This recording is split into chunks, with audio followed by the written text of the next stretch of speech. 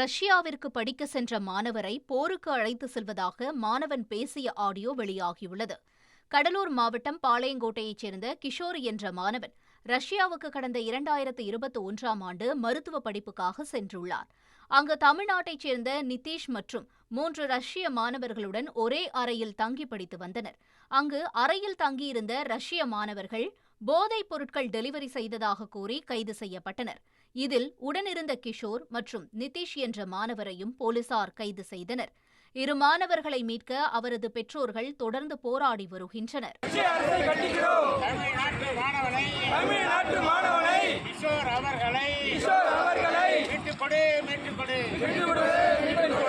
இந்த நிலையில் கிஷோர் பேசிய ஆடியோ ஒன்றை பெற்றோருக்கு அனுப்பி வைத்துள்ளார்.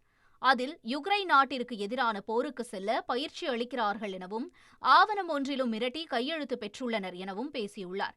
மேலும் 10 நாட்கள் பயிற்சி முடிந்ததும் போர்க்களத்திற்கு அனுப்பிவிடுவார்கள் என பேசிய ஆடியோவை கேட்டு அதிர்ச்சியடைந்த அவரது பெற்றோர்கள் தங்கள் மகனை மீட்டு தர கோரி கடலூர் மாவட்ட ஆட்சியரிடம் மனு அளித்துள்ளனர். ஒரு 15 நாளா என் பிள்ளைய உக்ரைன் போருக்கு அனுப்புறேன்னு சொல்லி அந்த நாட்டு போருக்கு அனுப்பிச்சிட்டாங்க சார்.